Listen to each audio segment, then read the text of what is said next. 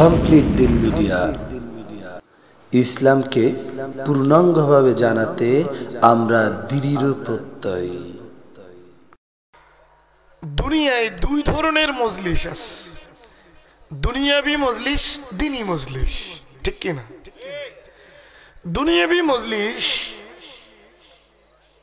অনেক ক্ষেত্রে দেখা যায় বেফায়দা কথাবার্তা, বিভিন্ন কারণে গুনাহের বোঝা কি ভারী।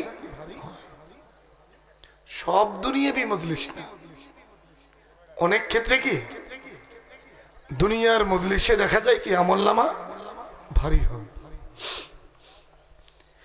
কিন্তু দ্বীনে ইলমের জলসা যেখানে আমরা বসা, আপনার প্রাণের নবী, আমার নবী, বিশ্ব নবীর মুখনিসৃত বাণী, আজকের এই ময়দান জান্নাতের একটা টুকরা, জান্নাতের বাগান। জোরে বলেন সুবহানাল্লাহ।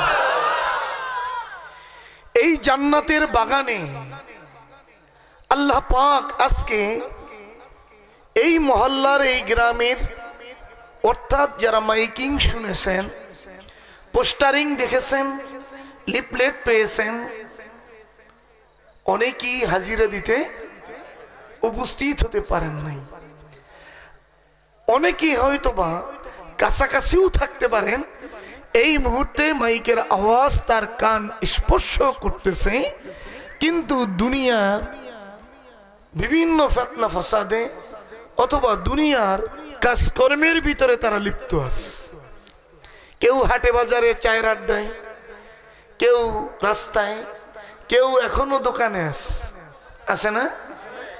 আবার মাশাআল্লাহ অনেকে অনেক দূর থেকে, ঢাকার থেকে, যেমন সভাপতি সাহেব জিজ্ঞেস করেন, বলে শুধু মাহফিলের জন্য আজকে আমি এসেছি। অনেক দূর দূরান্ত থেকেও অনেকে কি হাজিরা দিয়েছেন। বলেন তো, এই যে আপনার আমার 10 ঘরের 10 সন্তানকে এই কোরআনের আশিকে মুহাব্বতে কাঁধে কাঁধ মিলিয়ে একই মাঠে বসে এমনি ভাবে সমান হারে মাঝে মাঝে আল্লাহর তাসবিহ, মাঝে মাঝে আল্লাহু আকবার, সুবহানাল্লাহ বলার তৌফিক দিতেছে কে? আরো জোরে বলেন, তৌফিক দিতেছে কে? এই সুযোগ সবাই পান নাই, সবাই কি আমরা পেয়েছি। এজন্য আজকে আমরা অত্যন্ত ধন্য এবং আনন্দিত, আমরা লাভবান। ইমাম বুখারীর ওস্তাদ, জগৎ বিখ্যাত আলেম আব্দুল্লাহ ইবনে মুবারক রাহমাতুল্লাহ আলাইহি তার ছাত্ররা, মুরিদানরা প্রশ্ন করলেন, হুজুর আজকের এই সকাল টাইমে আল্লাহর পক্ষ থেকে যদি আপনাকে জানিয়ে দেওয়া হয় আজকের সন্ধ্যায় আপনার জান কবজ হবে। প্রশ্ন করছে ছাত্ররা। কাকে করছে? আব্দুল্লাহ ইবনে মুবারক, ইমাম বুখারীর যিনি উস্তাদ, সারা দুনিয়ার যিনি শ্রেষ্ঠ আলেম।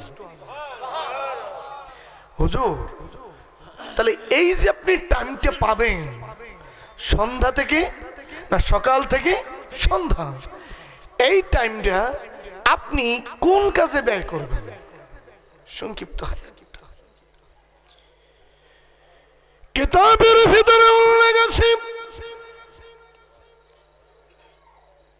ইমাম বুখারীর উস্তাদ, জগৎ বিখ্যাত আলেম আব্দুল্লাহ ইবনে মুবারক রাহমাতুল্লাহ আলাইহি জবাব দিলেন, শোনো আমার ছাত্ররা, যদি আল্লাহর পক্ষ থেকে আজকে এই সকাল টাইমে আমাকে জানিয়ে দেওয়া হয় সন্ধ্যা টাইমে তোমার জান কবজ হবে, আমি আব্দুল্লাহ ইবনে মুবারক এই সকাল থেকে সন্ধ্যা পর্যন্ত দিন শিক্ষায় রত হয়ে যাব। জোরে জোরে বলি সুবহানাল্লাহ। আজকে বলেন আপনি আমি এত কষ্ট করে ওঠা নাই, বসা নাই, বিনা ওজরে মাশাআল্লাহ কোনো নড়াচড়াও নাই, বলেন না সুবহানাল্লাহ। এই পরিবেশ সব সময় পাওয়া যায়? হ্যাঁ, এটার জন্য আল্লাহ পাকের খাস দয়া দরকার। নিয়ত যদি সহি হয় আল্লাহ পাক সেখানে কি রহমত নাজিল করতে থাকেন। এজন্য যিনি ওয়াজি তার নিয়ত তো সহি থাকতে হবে। যারা আমরা শ্রোতা আমাদের নিয়ত তো কি থাকতে হবে? সহি থাকতে হবে। তাহলে বরকত পাওয়া যাবে। কি পাওয়া যাবে? বরকত পাওয়া যাবে। নিয়ত যদি সহি না হয় তাহলে শীতের রজনীতে যতই কষ্ট গেলে আমরা করব বাড়িতে সব নিয়ে যেতে পারবো। কিতাবে আসছে একটা ঘটনা, এক ইমানদার সে রাস্তা দিয়ে যাইতেছে, দেখে ওই মহল্লাবাসী একটা বড় গাছ, ওই গাছ পূজা করতেছে। এই এলাকায় নাই, অনেক এলাকায় বিভিন্ন বড় বড় বট গাছ, বিভিন্ন গাছ দেখা যায় যে গাছকে উল্লেখ করে পূজা হয়, সিন্নি হয়, ঢোলবাদ্য হয়, হয় কি হয় না? এইবার ওই যে মুসলমান মুমিন তিনি চিন্তা করলেন, হায় রে হায়, এই মহল্লাবাসী আজকে শিরকে লিপ্ত, কাজী যতদিনে এই গাছ থাকবে ততদিনে তো শিরক চালু থাকবে। কাজী এই গাছ এই এলাকার থেকে কেটে ফেলতে হবে, গাছ আর রাখা যাবে না। তিনি দৌড় দিলেন বাড়ির দিকে, গিয়া কুঠার হাতে লইলেন। কুঠার হাতে নিয়ে ইমানের জোশে গাছ কাটার জন্য, শিরক বন্ধ করার জন্য তিনি দৌড় শুরু করে দিলেন। ইবলিস তার কাজ কি? যেন মানুষ নেক কাজ করতে না পারে। ইবলিস কিন্তু এখনো বসা নেই। কিছু লোক নিয়াত করে মাহফিলে আসছে কিন্তু অসসা দিয়ে বাজারে ঘুরাইতেছে, সওয়াব যেন পরিপূর্ণ না হয়। নিয়াত যেহেতু করেছে, মাহফিলে আসছে, বাজারে আছে, একদম যে সব পাবেন না তা না, অনেক অনেক সব পাবেন, কিন্তু পরিপূর্ণ সওয়াব ময়দানে বসার, ধ্যান খেলে শোনার, এই সওয়াবের ভাগীদারি কি তারা হবে? শয়তান অসসা দিয়া এখন ঘুরাইতেছে, ঠিক কিনা? শয়তান মানুষের সুরত ধইরা ওই ব্যক্তির সামনে দাঁড়ায় গেল, বলতেছে, কি খবর, তুমি কোথায় যাও কুঠার নিয়ে? এইবার মুমিন বলতেছে, তুমি পথ ছাড়ো, অমুক মহল্লায় মানুষ শিরকে লিপ্ত, গাছের পূজা দিতেছে, কাজী আল্লাহর সাথে শিরিক করতেছে, কাজী আমি কুঠার হাতে নিয়েছি, ওই গাছ আর রাখবো না, কেটে দিব। এইবার সে সোলো পজিশনে অসসা শুরু করে দিল, তোমার এত দরকার কি?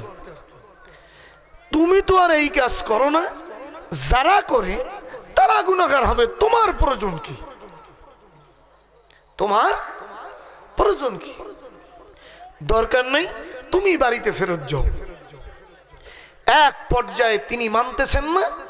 এইবার ওই শয়তানের সাথে, সে তো মানুষের সুরত ধরা, এইবার তার সাথে যুদ্ধ শুরু হয়ে গেল, হাতাহাতি। কি সে বলে ফেরত যাও, সে বলে না আমি গাছ কাটব। যতবার ধস্তাধস্তি, প্রতিবার ওই শয়তান হেরে গেছে। শয়তান কি হেরে গেছে? জোরে সরে বলেন না সুবহানাল্লাহ। এইবার ইবলিস চিন্তা করলো, হায় যতবার যুদ্ধ করলাম আমি তো পরাজয় বরণ করলাম, থামানো যাইতেছে না, তাহলে কি করা যায় দেখি একটু লোভে ফালানো যায় কিনা। এইবার বলতেছে তুমি যদি ওই গাছ না কাটো, তোমাকে তো আর বলি না ওখানে গিয়ে তুমি পূজা করো, যারা করতেছে তাদেরটা তারা বুঝো, তুমি বাড়ি চলে যাও। তাহলে দৈনিক তুমি ঘুম থেকে জাগ্রত হয়ে বিছানা বালিশ জাগাবে, তুমি বিছানার নিচে 4 দিরহাম স্বর্ণ মুদ্রা পাবে। আগের যুগে তো স্বর্ণের টাকার উপর টাকা। সংক্ষেপ কথা, লম্বা কথা, ছোট কথা হলো এক পর্যায়ে ওই ইবলিসের ধোঁকায় পইরা সে চিন্তা করলো দরকার কি, যাক আমি তো আর করি না। এইবার সে বাড়িতে চলে গেল যে দৈনিক অন্তত পক্ষে কি কিছু টাকা পাবো। দৈনিক যদি পেতে থাকি আস্তে আস্তে আমি কি হব, গিয়া রাতের বেলা ঘুমাইল, সকাল টাইমে দেখে ঠিকই দেড়হাম আস, দেড়হাম কি। এইবার দ্বিতীয় রাত্রে ঘুমাইল, দেখে দেড়হাম, কিন্তু তৃতীয় রাত্রে ঘুমাইল, পরের দিন দেখে দেড়হাম আর বন্ধ, পরের দিন দেখে আর দেড়হাম নাই। এইবার হায় রে হায়, আমার লাগে চালাকি করছো, আমার লাগে কি ঠিক আছে, এইবার আর ওই গাছ আমি রাখবো না। হাতে আবার কুঠার নিয়ে দৌড় শুরু করছে, কি কাটবে। এইবার ওই ইবলিস সে ওই পুনরায় ওই জায়গা আবার হাজির, বলে কোথায় যাও, বলে আজকে আর তোমার কি কোনো কথায় আমি কান দিব না, কোনো লোভে মত্ত হব না। আজকে আমি রওনা দিয়েছি, আমাকে আর তুমি থামিয়ে রাখতে পারবে না, অবশ্যই আমি গাছ কেটে দিব। এইবার ইবলিস খামিদিস বলে প্রথম দিনে যে পাওয়ার নিয়ে তুমি এসেছিলা, হ্যাঁ মুসলমান, আজকের কিন্তু সেই পাওয়ার তোমার নাই। সাবধান, একটা পা যদি সামনে দাও তাহলে তোমার ঘর আমি ছিঁড়ে ফেলবো, অঙ্গ প্রত্যঙ্গ টুকরো বিটুকরো করে দেব। কেননা এইবার তুমি যুদ্ধ শুরু করো, আমার সাথে তুমি পারবে না, কারণ প্রথমবার ঈমানের জোশে আল্লাহ রাসূলকে রাজি খুশির আশায় খালেস অন্তরে তুমি দৌড় দিয়েছিলে। আজকে সেই পাওয়ার, সেই ঈমান নিয়ে দৌড় দাও নাই, দিরহাম বন্ধ হয়েছে বিধায় আজকে তুমি রাগে ক্ষোভে দৌড় দিয়েছ। কাজী যুদ্ধ শুরু করো, 1 সেকেন্ডও টিকবে না, ঘাট দ্বিখণ্ডিত করে দিবে। যুদ্ধের প্রয়োজন হয় না, শুধু ওই ধমকি। এইবার আর টিকে নাই, বাড়িতে কি চলে গেছে, বাড়িতে কি চলে গেছে। প্রথমবার ইবলিস যুদ্ধে পরাজয় বরণ করেছিল, কারণ তার নিয়ত ছিল খালেস। নিয়ত ছিল কি খালেস, ইমানের পাওয়ার ছিল বেশি, ঠিক নেবে ঠিক, ইমানের পাওয়ার। কিন্তু দ্বিতীয়বার ইমানের আর জোশ লুজ হয়ে গেছে, কারণ নিয়ত ঠিক নেই। কি ঠিক নেই? নিয়ত ঠিক নেই, ঠিক নেবে ঠিক। এজন্য যেহেতু আল্লাহ পাক সুযোগ আজকে করেই দিয়েছেন, নিয়তকে পরিশুদ্ধ করেই বসবো, যেন গুনাহ মাফ না করায় ময়দান আমরা ছাড়বো না। খালেস অন্তরে আল্লাহকে ডাক দেওয়া যাবে। জোরে সোরে বলেন, গুনাহ মাফ করার মালিক কে? যুবক ভাইরা কণ্ঠ আরো ছাড়তে হবে, বলেন তো গুনাহ মাফ করার মালিক কে? মাশাআল্লাহ। কেন ডাক দেওয়াইলাম? ডাকের ভিতরেও বরকত আছে। আল্লাহকে যদি বেশি বেশি ডাক দেই, ইমানের জোশ বাড়বে না কমবে? এজন্য মাঝে মাঝে আমি বলার আগেই চিৎকার দিয়ে সুবহানাল্লাহ, আল্লাহু আকবার, আল্লাহকে ডাক দিবেন। রাজি আছেন? এতে গুনাহ কি হবে? কারণ ডিজিটাল যুগে ডিজিটাল গুনার আমদানি, ঠিক না? রকমারি গুনাহের আমদানি, যার কারণে ইমানের উপরে আবরণ পড়ে আছে আমাদের, ঠিক না? আরে ঠিক বললেও ঠিক, না বললেও ঠিক। পাকের ঘরে অনেক সময় আমরা বাতি লাগাই না, ভাল 100 পাওয়ারের ভাল পাকের ঘরে লাগাইছে, কয়েক মাস যেতে না যেতে দেখা যায় ডিম লাইট। কোন লাইট? Dim light. কারণ আর ওই ধোঁয়া পড়তে পড়তে ওই বাতির উপরে আবরণ। এখন 500 পাওয়ারের ভাল, 100 পাওয়ারের ভাল, এখন আর পাওয়ার নাই, এখন ডিম লাইট। দেখছেন না? ঠিক না বেঠি? হে দুনিয়ার মুসলমান, রকমারি গুনাহের কারণে আজকে মুসলমান ভাই বোন, তাম দুনিয়ার মুসলমানদের ইমানের উপরে আবরণ লেগে আছে, যার কারণে মুসলমানদের তাকবীর ধ্বনিতে ইমানের জোশ নাই, যার বদৌলতে আজকে মুসলমান লাঞ্ছিত, অপমানিত, বেইজ্জতিত, ধুকে ধুকে মার খাচ্ছে। ইহুদি খ্রিস্টানদের পায়ের নিচে মাথা নত করে থাকতে হচ্ছে। চিৎকার মেরে বলেন ঠিক না বেঠি? কাজী গুনাহ মাফ করাইতে হবে, গুনাহ মাফ করাইতে হবে। এই জন্যে বিশ্বনবী আমাদেরকে শিখাইছেন,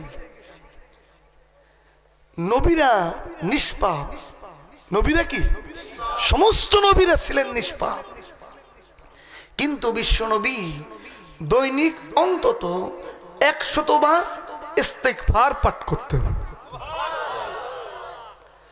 বিশ্বনবী তিনি যদি মাপ চাইতেন দৈনিক 100 বার, তাহলে আমাদের মনে একবারই হবে? নবী উম্মতদেরকে এটার দ্বারা ট্রেনিং দিয়েছেন, শিক্ষা দিয়েছেন। হে আমার উম্মতেরা, পরজগতে নাজাত এবং মুক্তির পথে, পরজগতে জান্নাতে যাওয়ার রাস্তায় দেয়াল হবে গুনাহ। দেয়াল হবে কি? গুনাহ।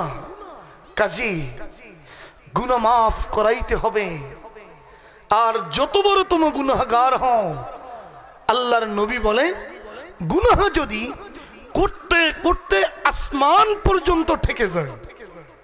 কোন পর্যন্ত? আসমান পর্যন্ত ঠেকে যায়। গুনাহ করতে করতে এত পরিমাণ গুনাহ, তাম দুনিয়ায় যত তরুলতা আছে, গাছপালা আছে, যত পাতা আছে, পাতা পরিমাণ যদি হয়ে যায়, গুনাহ করতে করতে যদি সাগর মহাসাগরের ফেনা পরিমাণ হয়ে যায়, আল্লাহ বলতেছেন লা তাকনাতু মির রাহমাতিল্লাহ, তোমরা নৈরাশ হতে পারবে না। এটা আল্লাহ পাক নাজায়েজ করে দিয়েছেন, নৈরাশ হওয়া যাবে না।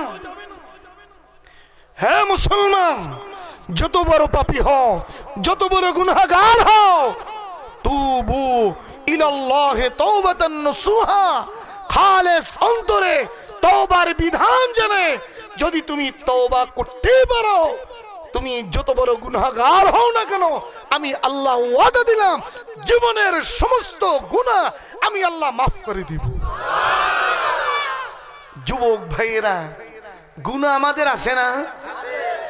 মুরব্বীরা, গুনাহ কম বেশি আমাদের আছে না? যেহেতু আমরা মানুষ, প্রত্যেকের আমল নামায় কম বেশি গুনাহ আর গুনাহ। জোরে বলেন আছে কি নেই? গুনাহে আমরা অভ্যস্ত, কিন্তু আল্লাহ পাক মাফ করে অভ্যস্ত। আসতে বললেন, জোরে বলেন না সুবহানাল্লাহ।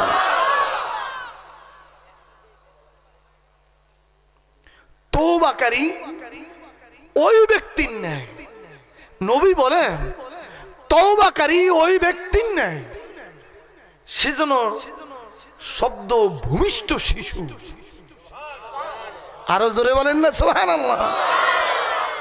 তাহলে তওবা নিয়েইতে বসবো, গুনাহ মাফ করাইব, নিষ্পাপ অবস্থায় বাড়িতে যাব, এই নিয়ে প্রত্যেকেরই যদি আল্লাহ পাক অন্তরে খালেস অন্তরে আমরা আল্লাহর নিকটে আবেদন করি, যে কোনো একজনের উসিলায়, শিশুরা তো সামনে আছে না, এরা নিষ্পাপ না, দেখেন তো তাকাই আছে মাশাআল্লাহ, ওই যে শিশুগুলো এরা তো নিষ্পাপ, এদের উসিলায় যুবক বন্ধুরা, যুবক বয়সে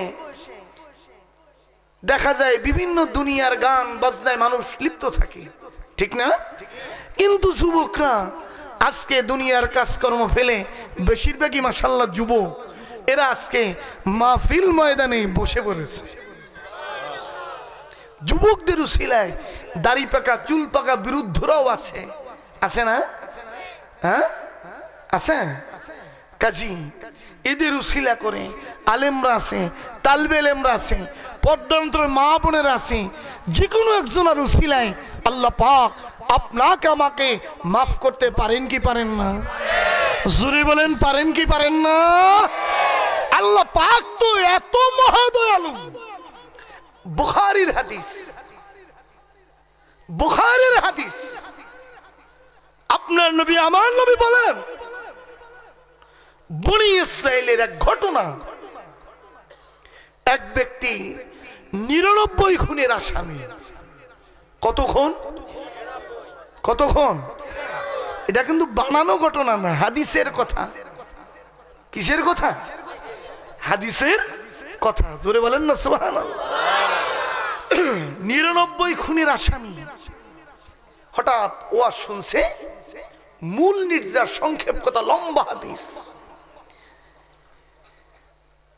আলেমদের মুখে শুনে, তুবু ইলাল্লাহি তাওবাতান নসুহা, খালেস অন্তরে যদি কেউ তওবা করে, আল্লাহ পাক তার গুনাহ যত বড়ই থাকুক না কেন মাফ করে দিবেন কে?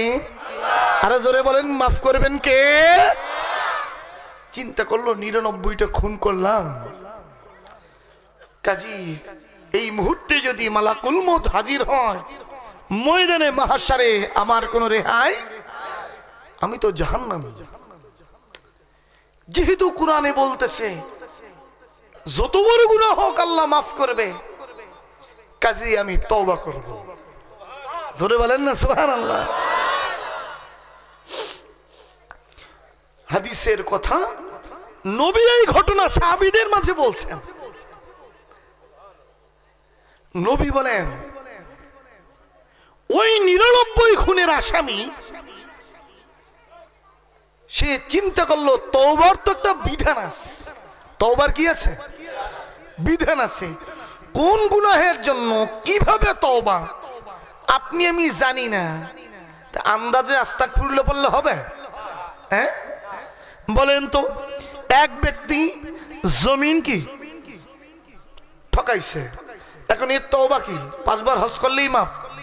হ্যাঁ, আল্লাহ গুনাহ তুমি মাফ করে দিও না, জমি ফেরত দেওয়া লাগবে, এই হলো তওবা, ঠিক না? এমনি ভাবে আপনি একজনকে গালি দিয়েছেন, বলতে হবে ভাই আমাকে কি করেন, মাফ কইরা দিয়ে, ঠিক কি না? এমনি ভাবে গুনাহের তো তওবার বিধান আছে। কোন গুনার জন্য কি তওবা? শিরক গুনাহ করছে, বিধান হলো তওবা কইরা ছাইরে দেওয়ার নিয়ত করবে, যত বড় শিরক গুনাহ হোক মাফ করে দিবেন কে? আল্লাহর হক নষ্ট করছে, নামাজ জীবনে পড়ে নাই, তওবা কি? কাজা কাফারা চেষ্টা করবে, বলবা আল্লাহ মাফ করে দিও, আল্লাহ মাফ করবেন কি করেন? বান্দার হক নষ্ট করছে, ফেরত দিবে, মাফ চাইবে, মাফ করবেন কে? এখন আলেমের বাড়ির দিকে রওনা দিস। এক আলেম আসলে সে পরিপূর্ণ আলেম না, পরিপূর্ণ কি আলেম। এটা শুধু এই যুগে না, এটা সমস্ত নবী পয়গম্বরদের যুগেই কিছু নামধারী আলেম ছিল। ছিল কি ছিল না?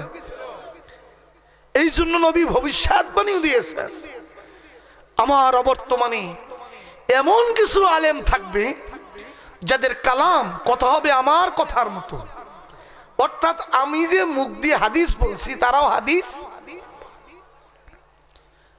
তাদের লেবাস হবে আমার লেবাসের মতো, কালাম হবে আমার কালামের মতো, কিন্তু তারা জাহান্নামের উপরে দণ্ডায়মান থেকে, অর্থাৎ নিজে পরিপূর্ণ আলেম না, জান্নাতি মানুষ হইতে পারে নাই, নিজেই জান্নাত কামাই করতে পারে নাই, জাহান্নামের উপর দণ্ডায়মান থেকে জান্নাতের লোভ দেখাইবে, জান্নাতের সার্টিফিকেট দিবে, বলবে আমার অনুসরণ করো, আমার ধরে লিপ্ত হও, তাহলেই তুমি জান্নাতি হবে।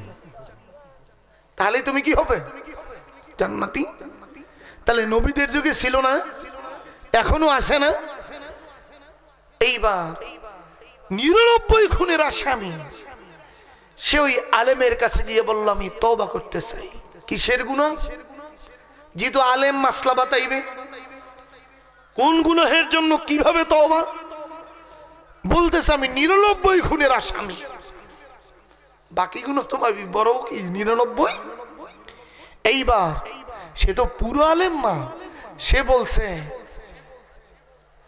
এত বড় তুমি গুনাহগার, 99 খুন করছো, আল্লাহ তোমার তওবা কবুল, তোমার জাহান্নামে যেতেই হবে। আর বলে সে গেল ক্ষিপ্ত হইয়া, যে 99 খুনের আসামি, তার মেজাজ তো কি সেই প্রকৃতির না। এইবার সে বলল তাহলে 99 রাখার দরকার কি, 100 পূরণ করি। এইবার তরবারি ছিল হাতে, করলা কি শেষ।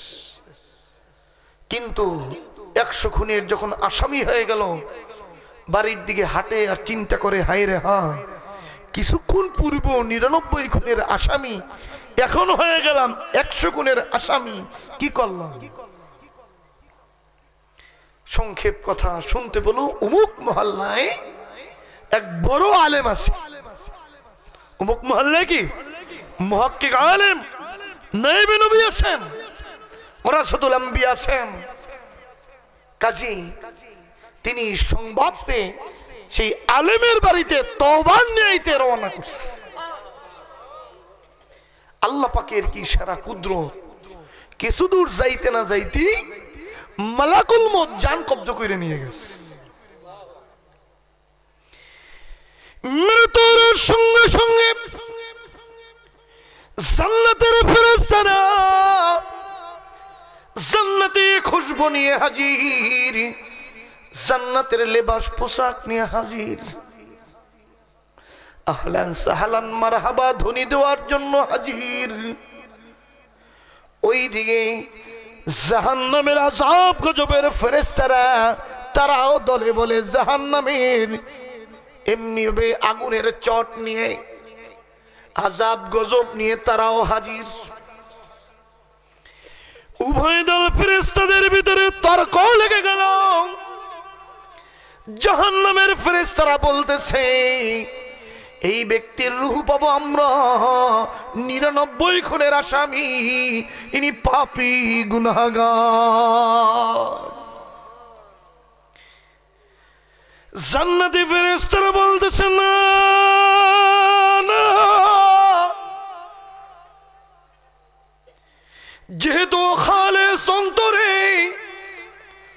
তওবার নেইতে মুহাক্কিক আলেম নায়েবে রাসূলের দরবারে, নায়েবে রাসূলের বাড়িতে রওনা করেছে।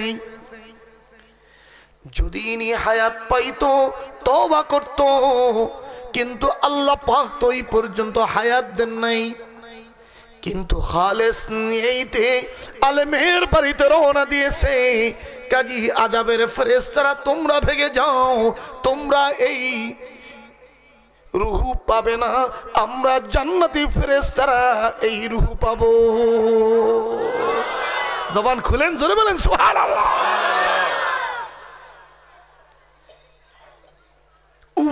ভিতরে দ্বন্দ্ব। উভয় বলে আমাদের এত তর্ক বিতর্কের প্রয়োজন, ফয়সালার মালিক তো একজন, আল্লাহর কাছে গিয়া। আল্লাহর তো জানা আছে না, আল্লাহর জানা আছে না, আল্লাহ তো আপনাকে আমাকে এর দ্বারা এলেম শিখাইতেছেন। তওবার মুখী হও, তওবা করো, হায়াত থাকতে, সুযোগ থাকতে তওবা করো, জীবনের গুনাহ মাফ করাও, জান্নাতের খাতায় নাম লেখাও। ঠিক নেবে ঠিক? বলে আল্লাহ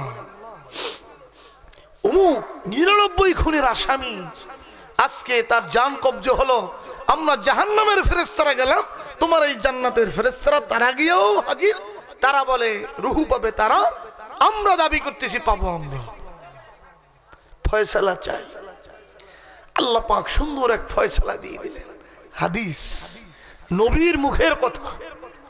নবী বলেন, আল্লাহ পাক জানাই দিলেন, যাও ফেরেশতারা, ওই ব্যক্তি তওবার নিয়াইতে নায়েবে নবীর দরবারে, নায়েবে রাসূলের দরবারে রওনা করেছে।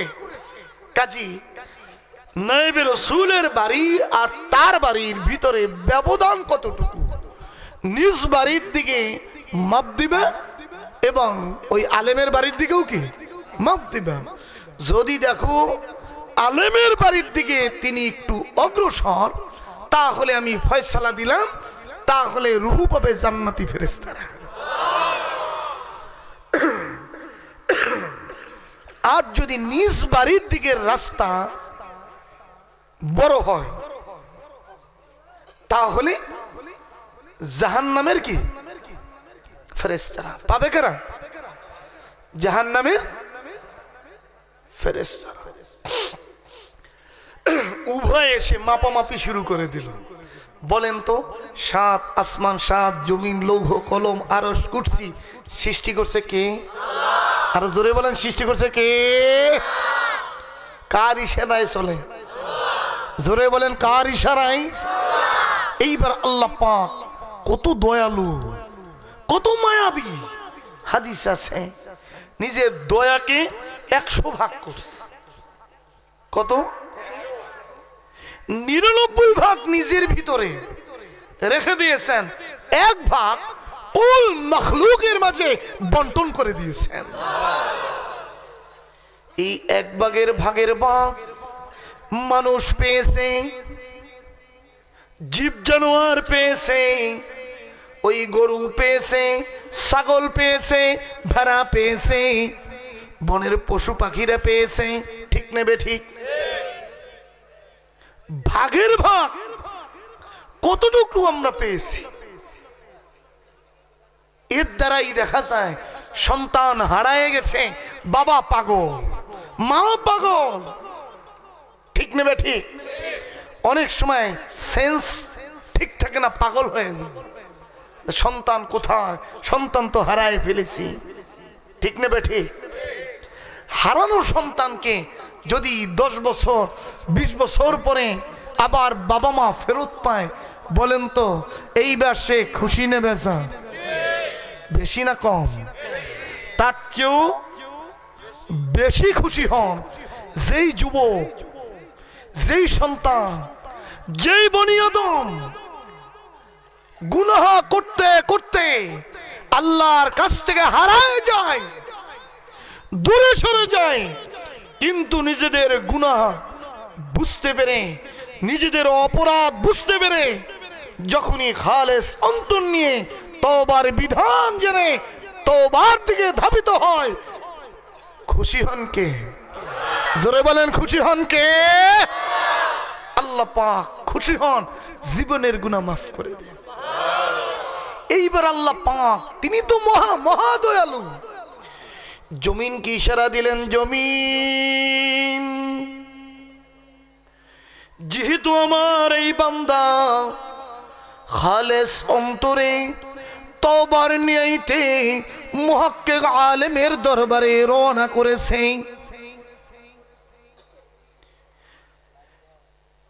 যেহেতু আমি এই 99 এই 100 খুনের আসামি খালেস অন্তরে তওবার নিয়েই তালেমের বাড়ি রওনা করেছে, কিন্তু আমি আল্লাহ পাক ওই পর্যন্ত যাওয়ার হায়াত আমি আল্লাহ দেই নেই।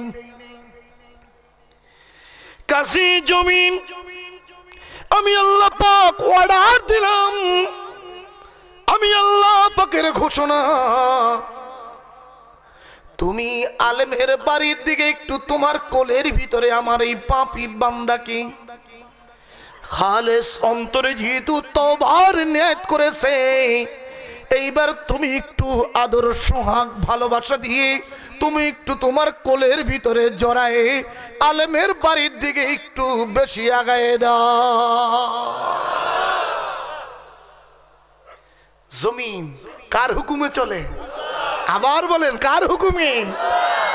হুকুম পাওয়ার সঙ্গে সঙ্গে এইবার জমিন ওই 100 খুনের আসামি আদর ভালোবাসা দিয়ে বুকের ভিতরে আগলায় জমিন আলেমের বাড়ির দিকে একটু আগাই দিলেন।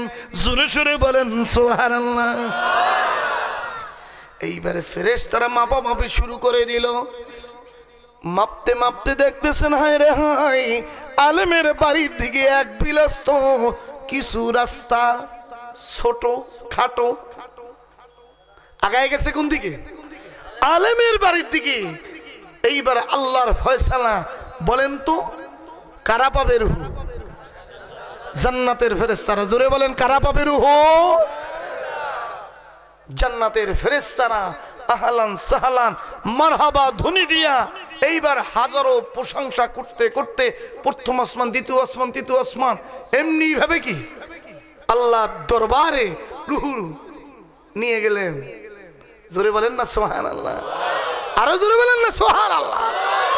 তাহলে এই যে আগামী 7, 8, 9 ফাল্গুনের মাহফিল, দুধল দরবার আপনাদের না?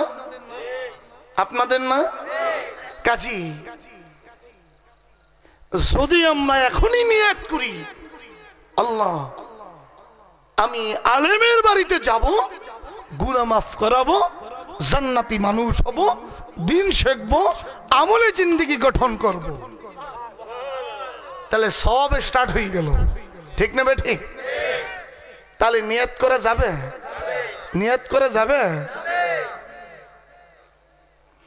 ময়দানে মাহশারে কিছু লোক দেখবে আমল নামায় সওয়াব আর সওয়াব, সওয়াব আর দেখবে যে কোটি কোটি টাকা দান খয়রাতের সওয়াব।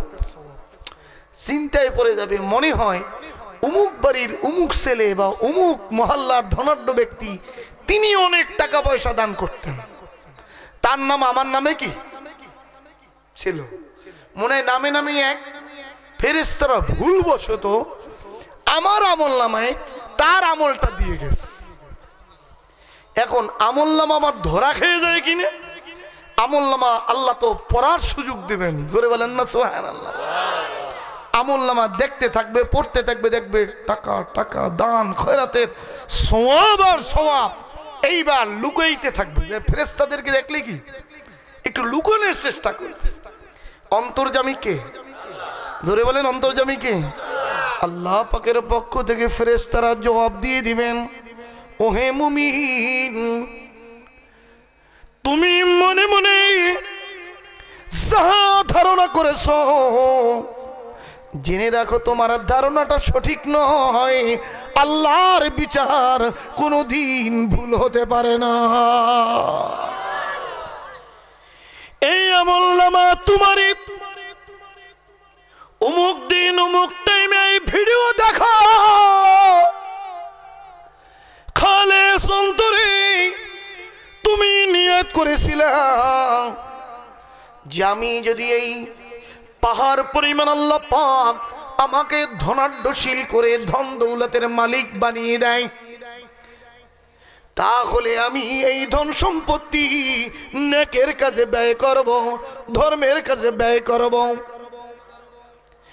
আল্লাহ পাক খালেস অন্তরে যেহেতু তুমি নিয়ত করেছিলে, ওই পরিমাণ ধনাঢ্য দুনিয়ায় আল্লাহ তোমাকে করেন নাই, বানান নাই, কিন্তু খালেস অন্তরে যেহেতু ওই পাহাড় দেখে, এমনি ভাবে মাটির টিলা দেখে, এমনি ভাবে তুমি মনে মনে যে নিয়তগুলো করেছিলা, ওই নিয়ত অনুযায়ী যদিও আল্লাহ ওই পরিমাণ ধনাঢ্য ব্যক্তি করেন নাই, কিন্তু খালেস নিয়তের কারণে আল্লাহ পাক ওই পরিমাণ সম্পত্তির যদি তোমাকে মালিক বানাইতো, ওই পরিমাণ সম্পত্তি যদি দিনের পথে ব্যয় করতা, সেই পরিমাণ সওয়াব হতো, ওই পরিমাণের সওয়াবের মালিক আল্লাহ পাক তোমাকে করে দিয়েছে।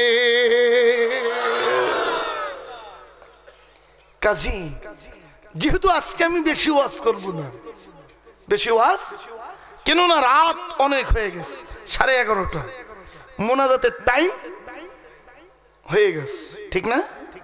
কাজী এই যে বাৎসরিক 7, 8, 9 ফাল্গুনের মাহফিলে আমরা যাব, খালেস অন্তর একটু নিয়ত করে হাতটা জাগানো যাবে? বলেন, নিয়ত করি। এরপর আপনি পারেন নাই, নিয়ত করছেন খালেস, কিন্তু বিভিন্ন ওজোর বশত পারেন নাই, কিন্তু মাহাজনী ভাগ পেয়ে যাবেন, পাবেন না? এটা উম্মতে মুহাম্মাদির জন্য আল্লাহ পাক বিশেষ, আল্লাহ পাকের এই দয়া, আল্লাহ পাকের কি দয়া। খালেস অন্তরে নিয়ত করব, কাজ করার আগেই 1 গুণ সওয়াব। কাজী দিনের পথে সবাই ব্যয় করতে পারেন না, পারেন? আল্লাহ পাক যাদের উসিলায় মাহফিল ইন্তজাম হচ্ছে, মুরব্বিদের দোয়া এবং এজাজত, যুব সমাজের উদ্যোগ, কিছু আল্লাহ পাকের নিয়ামত দেওয়া ধনাঢ্য ব্যক্তিদের দান খয়রাতে কম বেশি আজকের এই মাহফিল চলছে, ঠিক নেবে ঠিক? কাজী আখিরি মোনাজাতে সবার জন্য আমরা দোয়া করব, কাঁধে কাঁধ মিলিয়ে কান্নাকাটি করব, যে কোনো একজনের উসিলায় যেন আল্লাহ পাক আপনার আমার জীবনের গুনাহ কি করে মাফ করে দেয়। কাজী আরেকটা, নিজে তো দরবারে যাবই, আমাদের আহাল পরিজন অনেক সময় দেখা যায় মুরব্বী আমি চলে গেলাম অথচ সন্তানকে নেই না, সন্তানকে কি নেই না, কিন্তু আমাদের প্রত্যেক সন্তানকে আমরা নিয়ে যাব, নিয়ত করা যায় না? কেন না, আপনি আমি তো অভিভাবক, অভিভাবক না? কুল্লুকুম রাইন ওয়া কুল্লুকুম মাসউলুন আন রাইয়াতিহি। নবী বলেন তোমরা প্রত্যেকেই রক্ষক, অভিভাবক, তোমাদের অধীনস্থদের সম্বন্ধে ময়দানে মাহশারে প্রশ্নের সম্মুখীন হবে। সন্তান জাহান্নামের কাতারে যদি বন্দী হয় তাহলে বাবাকে দোষী করবে, যদি বাবা ধর্মীয় এলেম শেখার জন্য তাকে তাকিদ না দেয়, নাইবে নবী না শিখায়, নিজে নাইবে নবী ধরছে, সন্তানকে তার কাছে নিয়ে যায় নাই, দেখা যাবে সন্তান আজকে গুনাহগার, সন্তান জাহান্নামের কাতারে বন্দী, বাবার বিরুদ্ধে নালিশ পেশ করবে, আল্লাহ বাবা আমাকে উৎসাহিত করে নাই, দিন শেখার ব্যবস্থা করে নাই, কাজী আমি বাবার বিরুদ্ধে নালিশ দিলাম, আমাকে জাহান্নামে দেওয়ার আগে বাবাকে ফালাও। তাহলে আমরা যারা বাবা হয়েছি আমাদের একটা দায়িত্ব আছে কি নাই? প্রত্যেকেই আমরা অভিভাবক, কাজী আমাদের আহাল পরিজন যারা আছে প্রত্যেককেই আজকে থেকে আমরা দাওয়াতি কাজ করব। কি করব? তাহলে লাভ মনে হয় কম হবে? একটা হাদিস বইলেই সভাপতি সাহেব সংক্ষিপ্ত কথা বলবে, আমি মোনাজাত দিব, ধৈর্য হারা হয়েছেন? মুয়াজ ইবনে জাবাল রাদিয়াল্লাহু তাআলা আনহুকে নবী বললেন ওয়াজ করো ইয়ামেনে গিয়া। কোন দেশে? ইয়ামেন দেশে গিয়া ওয়াজ করো, তালিম দাও, দিনের পথে ডাকো। যেহেতু নবীর নির্দেশ, মুয়াজ ইবনে জাবাল ইয়েমেনের দিকে রওনা দিলেন। নবী বললেন শোনো মুয়াজ, শুভ সংবাদ শোনো, শুনবেন? নবী বলেন মুয়াজ, তোমার দাওয়াতের দ্বারা যদি একটা লোক হেদায়েত প্রাপ্ত হয়, কয়জন? আজকে থেকে দাওয়াতি কাজ করবো না? নবী বলেন যদি হে মুয়াজ সারা জীবনের দাওয়াতের মাধ্যমে একটা লোক যদি দিন পায়, দিন গ্রহণ করে, তাহলে তুমি জেনে রাখো সূর্য উদয় থেকে অস্তমিত পর্যন্ত তাম দুনিয়া পাওয়ার চেয়ে হে মুয়াজ তুমি বেশি লাভবান হয়ে যাবে। জোরে বলবেন না? আরো জোরে বলেন সুবহানাল্লাহ। কয়জন লোক? একজন লোক মুয়াজ যদি তোমার ডাকে সাড়া দিয়ে সত্যিকারের দ্বীন গ্রহণ করে, নামাজি হয়, রোজাদার হয়, সত্যিকারের দ্বীনের ছাত্র হয়, নাইবে নবীর তালবে ইলম হয়,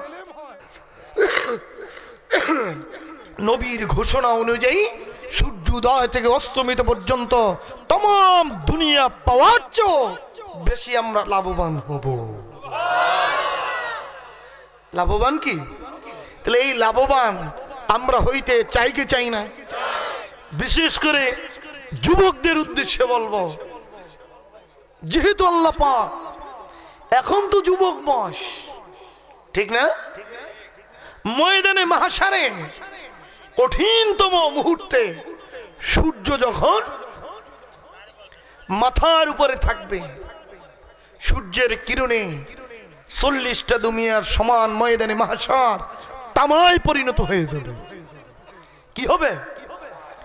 মানুষ গুনাহের কারণে শরীর থেকে ঘাম বের হবে, কারো টাকনু, কারো হাঁটু, কারো কোমর, কারো গলদেশ, এমনকি কাফের মুশরিকরা, বেদিনরা, কাফের কুজুলরা ঘামের ভিতরে সাঁতার কাটতে থাকবে। এই কঠিন ময়দানে মাহশারে আল্লাহ পাকের আরশের নিচে 7 দল লোক ছায়া পাবে। তার ভিতরে একদল হলো ওই যুবক যারা জীবন কালকে ইসলামের পথে ব্যয় করতে পেরেছে। চিৎকার মেরে বলেন সুবহানাল্লাহ। কাজী যারা মুরব্বী হয়ে গেছেন তারা তো দুর্বল, আমরা যারা যুবক কাজী আমরা একটু সবের ভাগীদারি হইতে চাই কি চাই না?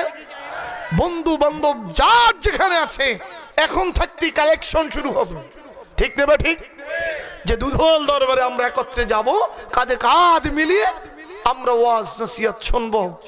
কাজী 3 দিনের জন্য এই হায়াত, সংক্ষিপ্ত জীবনের হায়াত থেকে এই সংক্ষিপ্ত মুহূর্তটা দুধল দরবারের ওয়াজের ময়দানে পার করব। যুবক ভাইরা নিয়ত করা যাবে কি যাবে না? হ্যাঁ, দেখেন না বিভিন্ন পোস্টার লিফলেট যে বিভিন্ন জায়গায় ভ্রমণ, এই সিজনে বেশি বেশি কি ভ্রমণ, কুয়াকাটা, কক্সবাজার, বিভিন্ন স্পট ভ্রমণ হয় না? কাজী আমরা যদি নিয়ত করি, যুবক যারা আছি, জাল্লাহ নিয়ত এখনই করে ফেললাম, বন্ধু বান্ধব সব নিয়ে এই 3 দিন 20, 21, 22 ফেব্রুয়ারি নায়েব রাসূলের দরবারে ওয়াজের ময়দানে, কোরআন প্রচারের ময়দানে আমরা এই হায়াতকে অক্ষ করে দিলাম। এই উসিলায় ময়দানে মাহশার আল্লাহ পাক আপনাকে আমাকে আল্লাহ পাকের আরশের নিচে ছায়া দিতে পারেন কি পারেন না? আরো জোরে বলেন পারেন কি পারেন না? আল্লাহ পাকের খাস দয়ায় ইয়েমেন দেশে চলে গেলেন মুয়াজ। তার আহ্বানে ইয়েমেন দেশের যুবরাজ দিন কবুল করলেন। জোরে বলেন আলহামদুলিল্লাহ। কয়জন? এখন যুবরাজ, সে তো রাজ পরিবারের, সে বলতেছে হুজুর আমি সরাসরি যেহেতু বিশ্বনবী আছেন, তিনি আপনাকে পাঠাইছেন, আপনার ডাকে সাড়া দিয়ে আমি দিন কবুল করলাম, কিন্তু আমার মন চায় আমি ওই মদিনা মুনাওয়ারায় যাব, নবীর কাছ থেকে সরাসরি দ্বীনি ইলম শিখব। জোরে বলেন। এইবার মুআজ ইবনে জাবাল তিনি অনুমতি দিয়ে দিলেন, যাও যুবক। ওইদিকে একটা ছোট্ট চিঠি লিখলেন, এক কাসিদের মাধ্যমে নবীর হাতে পৌঁছায় দিলেন। মুআজ ইবনে জাবালের পক্ষ থেকে লেখা চিঠি, ইয়া রাসূলুল্লাহ, ইয়া হাবিবাল্লাহ, আল্লাহ পাকের খাস দয়ায় আপনার দোয়ার বদৌলতে আমার ওয়াজের মাধ্যমে, আমার আহ্বানে, আমার তালিমে ইয়েমেন দেশের যুবরাজ সত্যিকারের দিন কবুল করেছেন। তিনি আজকে আপনার নিকট থেকে সরাসরি দিন শিখবেন। এই নিয়েইতে ইয়েমেন দেশ থেকে মদিনার দিকে রওনা করেছে। দেখেন তালবে এলেমের কত দাম। আমরা যদি নিয়ত করি দুদল দরবারের মাহফিলে যাব, যে যে বয়সের থাকেন না কেন, যে যে স্কুলে পড়েন না কেন, আল্লাহর আদালতে তার খাতায় লেখা থাকবে আমরা পূর্ণাঙ্গ দিনের তালবে আলেম। ঠিক না ঠিক? এখন এই ময়দানে বসা সবাই আমরা তালবে আলেম। কেন না আমরা কোরআনকে ভালোবাসি, কোরআনের আলেম পরিপূর্ণ দিন আকাইদ সব ফাঁকা পূর্ণাঙ্গ দিন শেখান নিতে এখানে সময় দিতেছি। ঠিক না ঠিক? তাহলে আমরা কি তালবে আলেম। নবীর হাতে চিঠি, চিঠির দিকে তাকাইলেন, মুয়াজ্জের পক্ষ থেকে লেখা চিঠি। সঙ্গে সঙ্গে তিনি মদিনার বর্ডার পর্যন্ত, সানিয়াতুল বেদা পাহাড় পর্যন্ত তাকে আগায় নেওয়ার জন্য স্বয়ং নবী নিজ পায়ে হেঁটে হেঁটে চলে গেলেন। জোরে বলেন সুবহানাল্লাহ। আবু বকর, ওমর, ওসমান আলী সাহাবায়ে কেরাম আশ্চর্য হয়ে গেলেন। প্রশ্ন করলেন, ইয়া নবী আল্লাহ, ইয়া রাসূলুল্লাহ, কিছুই তো বুঝতে পারলাম না। আজকে ইয়েমেন দেশ থেকে একজন তালবে আলেম মদিনার দিকে আসতেছে। আপনি স্বয়ং বিশ্ব নবী এত কষ্ট ক্লেশ করে কেন তাকে আগায় নেওয়ার জন্য সানিয়াতুল বেদা পাহাড় পর্যন্ত আসলেন? প্রশ্ন করলেন সাহাবীরা। এইবার নবী জবাব দিলেন, হে আমার সাহাবীরা শোনো, ইয়েমেন দেশ থেকে দিন শেখার নিয়াইতে যুবরাজ রওনা দিয়েছে।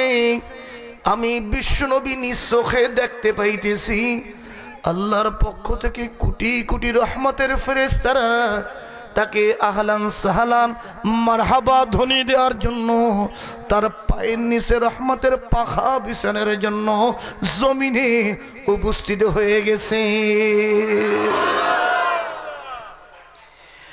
আমার সাহাবীরা শোনো, আমি বিশ্বনবী স্বচক্ষে এই দৃশ্য দেখার পরে কিভাবে আমি মদিনায় বসে থাকতে পারি? এই জন্য আমি বিশ্বনবী তাকে আগায় নেওয়ার জন্য সানিয়াতুল বেদা পাহাড় পর্যন্ত স্বয়ং নিজে উপস্থিত হয়েছি। তালবে আলেম, দিনের তালবে আলেম, সত্যিকারের দিন গোড়ার দিকে কয় ভাগ? 3 ভাগ। এই পূর্ণাঙ্গ দিন, এই পূর্ণাঙ্গ দিন শিখবো, আমল করব, তওবার নিয়াইতে বাড়ির থেকে হাঁটা শুরু করব। কোথায় যাব? 20, 21, 22। আল্লাহ পাক আজকের এই নিয়তকে কবুল এবং মঞ্জুর করুক। সকলে প্রাণ উজুর করে খোলা আওয়াজ দিয়ে বলি আল্লাহুম্মা আমিন। আখিরে দাওয়ানা আলহামদুলিল্লাহ। প্রভুর দরবারে আরজি।